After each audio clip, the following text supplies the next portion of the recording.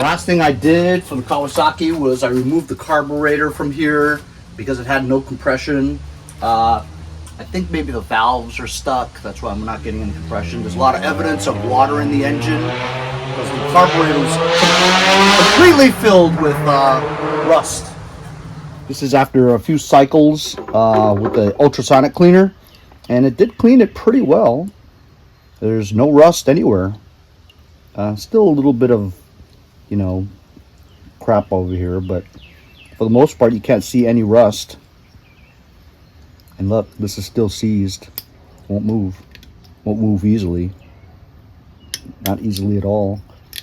My friends over at HIPA do not have the Kawasaki carburetor, so if I wanted to replace this, I would need to go buy one.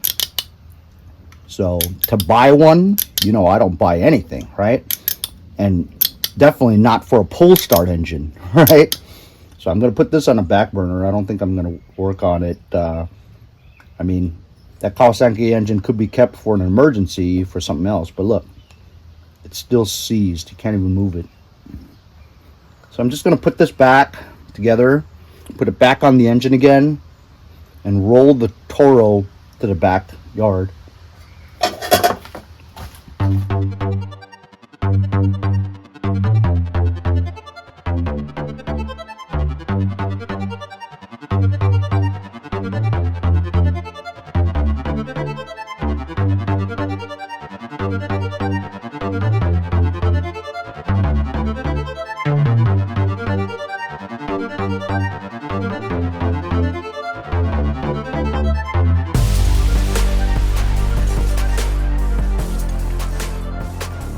As you saw from time lapse, I put the Kawasaki carburetor together. It's really bad.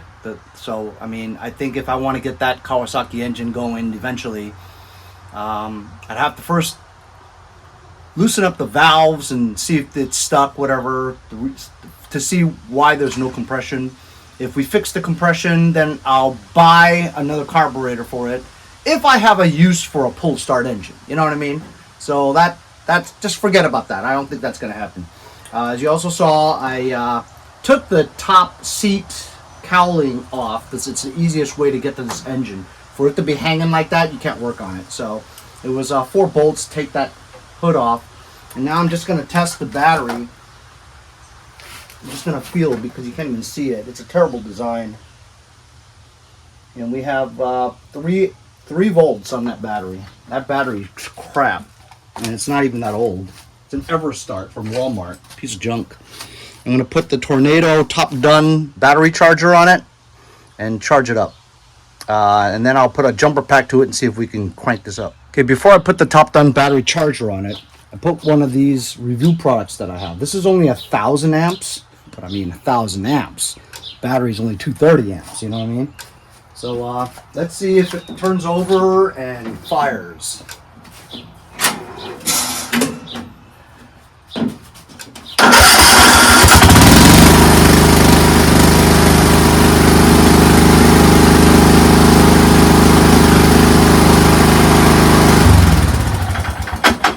Ridiculous. It's ridiculous. Completely ridiculous. Apparently the only thing wrong with this thing is that the battery was dead. So super easy fix. I'm gonna charge up this battery, desulfate it for a few days, and hopefully we can bring this battery back to life again. If not, I'll have to replace the battery. But as you saw, I didn't have to mess with any switches or anything like that. Didn't have to mess with the solenoid. Didn't have to mess with the magneto kill. I put a jumper pack to it, started right up. Incredible. And people throw away tractors for that reason. You know what I mean? That they can't figure it out. They don't have the know-how to do it. Just a dead battery. Everybody knows batteries don't last, you know, forever. Or at least we know that, right? Most people think, oh, you buy a battery, it lasts forever. No. 2-3 years tops. Especially for these cheap ones. Unless you buy an AGM battery, which lasts like 10 years. And now they have the lithium batteries, but they're more expensive than a tractor. You know what I mean? So, this thing worked great. This is like the lowest amp jump starter I have at 1,000 amps. But 1,000 amps you should be able to start your car with 1,000 amps. I have jump starters that are 6,000 amps, which is complete insanity. I mean, if you connect it wrong to yourself, you'll fry yourself to death at 6,000 amps. You know what I mean? But these new things here, they have a smart module on it, so it detects, you know, stuff that you won't die from. You know what I mean? Even if you connect this wrong, it's not going to work. Also, it also detects something else. If you just connect these alligator clips to the terminals without a battery, it won't work. It needs a battery as a buffer. So these things are very safe to use, at least so far. I haven't died yet, you know, and I have 1,000 of these things. But even this 1,000 amp one, you saw how strong it sounded. It sounded great. So that's all we need to do is I'm going to connect this Top Gun Tornado battery charger to it. Let it get to about 75%, whatever, then I'll connect the desulfator on it, and that desulfates the battery. So whatever, if you could bring it back, a desulfator will bring it back. But this is a good item, and this is an easy fix. To be continued. Hey, so it's the next day. This battery's been charging overnight, and as you can see here, let me show you, the Top Gun Tornado charger. It took a while for it to even get to 25% because the battery only had 3 volts in it. But overnight it has now gone to 100, although it's not really complete because it's flashing. When it's solid white, it means that it's 100% charged, so it's close. Also, you can see I have a desulfator on there and it's pulsing, so it's working. Usually you want to keep it on here for a good 2-3 days, depending on how bad the battery is. The battery I know is only like maybe 2 years tops, so it's a cheap Everlast battery. Let's try to start it up and see if an overnight charge has enough juice for it to just turn on. All right, here we go.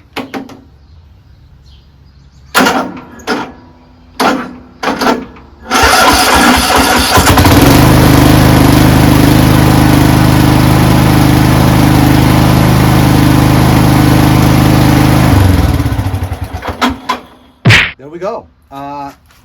This engine has had a history of, you know, a hard start, and usually that's the valves, and I don't recall ever doing the valves, so it probably needs a slight valve adjustment. It still starts, it's just that first couple of cranks, you know, so the valves are either out of whack a little bit, not bad because it still starts. There are ones where if you have an engine where you crank it and it just goes, it's either a weak battery, a weak starter, or your valves are out of whack. So usually a valve lash will fix that problem. Obviously there's nothing else I can do with this right now other than maybe do the valve lash, but there's something that's a little bit more important that I want to fix before I list this for sale, and that's the bagger system, the way it works, and I'll show you what I mean. So the way this bagger system works, it's really stupid. I mean, really stupid. But they did this back in the day thinking that it was a good idea. So this is a dump from the seats type. Some of you guys, old school, will know what I'm talking about. Some people have no idea, like the new generation, have no idea what I'm talking about. So it was common amongst Toro mowers because I've had a few. So this is how it goes on, all right? And there's a cover that goes over here, which is also broken. It attaches to this and spring-loaded by that, but it's plastic, so it breaks, and so it doesn't sit on here well. You'd have to try to modify it for it to stick on these things here. Look at that. That one crank took it down to 75%. That battery sucks. Doesn't keep its charge. Anyway, so the cover's on here. You're mowing. This is filling up. This thing is filling up with grass clippings, and then when it's full, you drive it somewhere. They assume you put down a tarp on the grass or something like that. You ride onto the tarp, and then when you want to dump it, you, from your seat, that's why they call it dump from your seat, right? You pull this handle, see? And all the grass clippings fall on the ground onto a tarp, supposedly. And then you could use the tarp, lift it up, and dump it into a bag. So either way, you gotta get down on your hands and knees and grab the clippings with your hands and put them in a bag. That's a pain, huh? Why bother having a bagger system? Also, this black plate that's adhered onto the rear here, it's very low to the ground. So if you drive it and you run over a curb or something, the curb pulls the bottom part of this black plate out. Or if you back into it, it pushes it in. Therefore, when you close it, it's bent. And when it's bent, you get like an opening there. See how it's bent in? So this thing doesn't seal. Therefore, all the brass clippings leak out the bottom from gravity. Vibrations, driving around, it just leaks out and causes a complete mess. So this is a terrible bagger system, but it is the only bagger system that this thing has. So if I want to try to sell it with a feature of a bagger system, which is valuable for selling a mower, I have to try to fix this so that it actually works, instead of me trying to sell something and saying to the customer, well, you need to adjust this, you need to adjust that. People don't want to adjust anything. They just want to buy it so that it works, right? So it's not that hard, I don't think. I mean, this plate is pretty heavy because it's a substantial amount of steel, but it looks like you could just loosen these two bolts here and lift it up and take it off, and then I could bang it with a sledgehammer to be straight. As you can kind of see there, it's bent. See? That part there is bent inward. This part there is bent inward. So I have to either, and I've tried to bend it out, but the best way to do it is to take it out and bend it flat on the ground with a sledgehammer. So I'd like to try to do that, just to kind of fix it a little bit. And then I guess I could work on the valves while we wait for this battery to charge for a few days.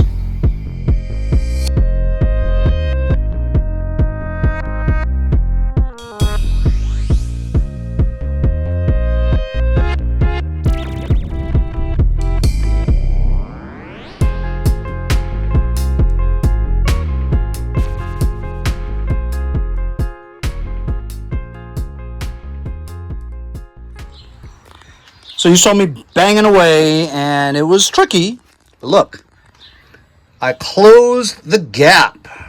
Awesome. I love it when it happens that way, you know what I mean? So that's very acceptable. I like that. That's good enough. I have to try to find a way to fix the that cover onto here securely. So here's the cover. You see how this works? This part right here,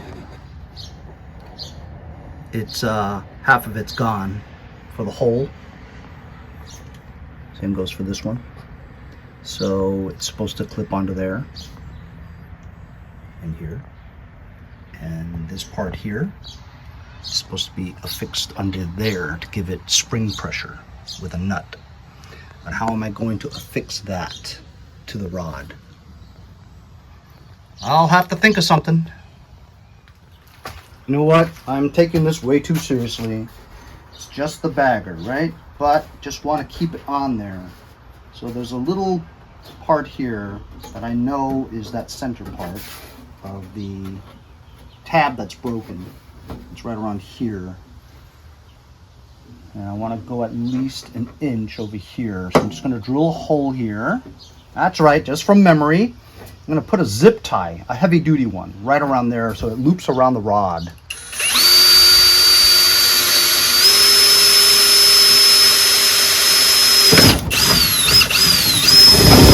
More laterally. That's good enough. Then the lip is here.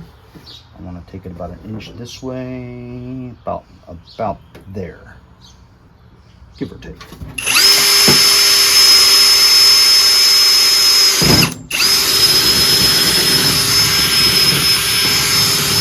Want to go sideways so that the heavy duty zip tie is wide enough to enter the hole. That ought to do it. I'll show you the finished product. Check this out, fellas. It worked out great. You can see these are the heavy duty type zip ties. I actually got them from a packaging from Vevor. Lots of them. So if you cut it right, you can reuse the zip ties. Works great. See? That's strong too.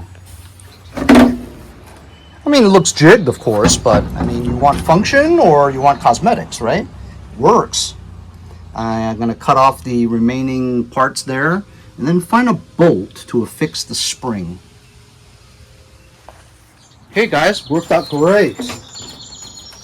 You guys see that? Got a bolt attached to this, so now it's spring loaded. Works fantastic. Now this keeps this closed, and the zip ties keep it on its track, I guess. So this bagger system is now fixed. Awesome. Let me cut these things, and then let's adjust the valves just to get it out of the way.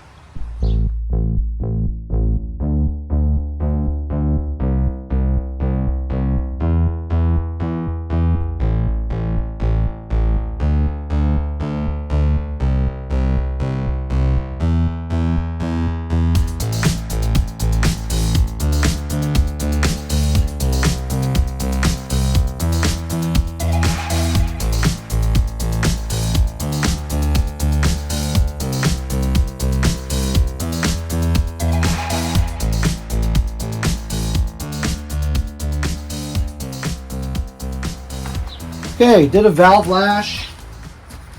It was, you know, the exhaust was kind of a lot. The bottom one wasn't too bad. All right, so let's just crank it and see, huh? See if it starts easier. Ought to fix it. Ought to have made it easier to start. Let's see.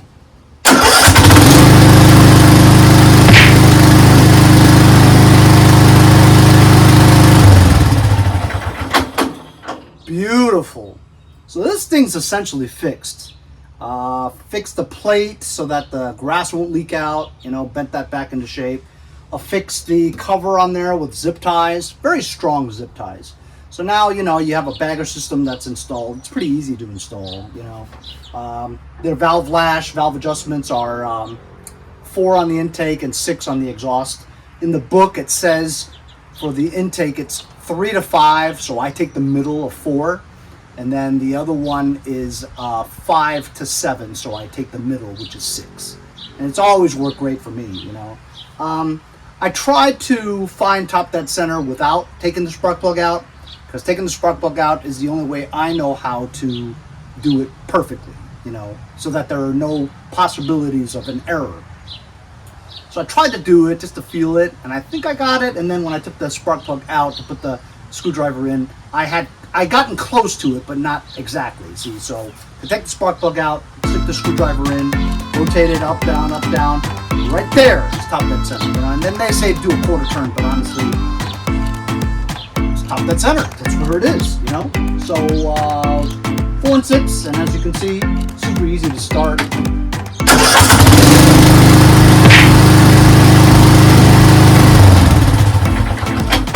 Engine sounds great. The thing is, I don't know if the batteries, you know, I mean, it's good now, but if the battery's in bad shape and it won't hold a charge, it's starting now doesn't mean anything. You know, you take the battery charger off and have it sit for a few days, it doesn't hold its charge, it's still going to be dead. You know what I mean? So I want to charge it a few days to make sure with the desulfator, and then we'll put the top done battery analyzer on there, which tells you the health of the battery. Not just its current state of charge, you know. So if it tells you that the health is like 5% or something, you know it's not going to hold a charge even if you charge it. So we have to do a few days. I want the desulfator, and that's what it does. The desulfator takes a few days, sometimes a week, for it to really desulfate the battery, you know, depending on how bad a condition the battery is. But I'll wait a couple of days. We'll put the analyzer on there, check out the health of the battery. If the battery's health is good, perfect, we'll just charge it up full, and this is good to list and sell. You know, I'll put the cover back on with the seat and all that stuff. If it's bad health, then I'll have to swap out a battery. But other than that, man, this tractor that I got back from my cousin is ready to go, really. It's a good tractor. It's lasted a long time. I had this at my mother's for a couple of years. You guys remember the videos from then. Work great because it's great for people that have, you know, small gate entrances or narrow pathways to the backyard, you know. That's why they made these things, so it's easy for people to do that. Hey, anyway. So it's been 2 days. This damn thing's been charging for almost 3 days. I have a feeling I'm gonna need a new battery because just the way I've been, you know, because I've desulfated and charged up a lot of batteries, and you can just tell from the progress of the percentages of the charge. And this took extra long, and it didn't have a constant 100% until today. So I have a feeling once I unplug and let it sit for a day or some, it's going to lose a lot of the charge. I'm going to put the Top Done battery analyzer on it. I'm going to check out the health status of the battery. If it's like below 50 or something like that, it's probably not going to hold the charge too well, you know. Temporarily it might work for a while, but you know, eventually I think I would have to get a new battery for it. And I dread going to Walmart to get it because Walmart's batteries have sucked for the past couple of years. I no longer buy them there. I go to Advanced Auto Parts. It's more expensive, less CCA, but I haven't had any problems with the Advanced Auto Parts ones. So I'll disconnect this power to this charger now, and we'll put the battery analyzer on it, and I'll let you know what the health is. Take the desulfator off. I mean, it has been 3 days. Usually I have good progress with it. And if it doesn't desulfate well enough in 3 days, the battery's probably done speed. Okay, guys, I've got it queued up for you. 230 CCA. I'm going to press OK. I'm making that noise. This doesn't make any noise. Wow! Look at that! 100% healthy, 100% charged. Incredible! I've rejuvenated this battery. Let's test it. I'm surprised. Honestly, I really am. I didn't think that was going to work out that well. That's great. I'm stoked. All right, let's try it. Hey. Can't see it, so I'm feeling for it. Oh. Okay, you ready? We did the valves. Fixed the whole thing up, right? Desulfated. Okay, I got it. Let's go.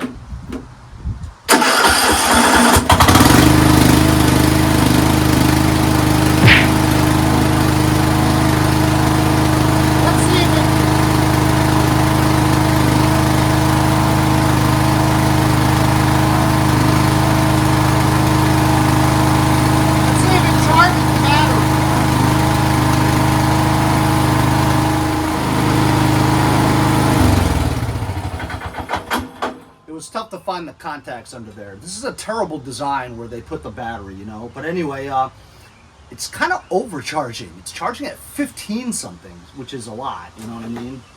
Which I suspect is probably the cause of the battery is healthy now, so I don't know. The charge is really high. It's 15. It should be like 14, but 1 volt's not going to kill somebody, you know what I mean? I mean, I guess a baby. So this mower is fixed. Everything. I've wanted to fix that bagger system for a long time, but you know, I sold it to I gave it to my cousin, so I would let him do it, you know. But yeah, I'm pretty stoked, man. We fixed the bagger system completely. This lid has been off its hinge for like as long as I've had it. I just didn't want to fix it. Finally, we did fix it. Got the battery sorted out, and that's all the problem was. This thing runs really well. So I'm just going to put this lid back on, and we'll back it out, and I'll try it on the lawn.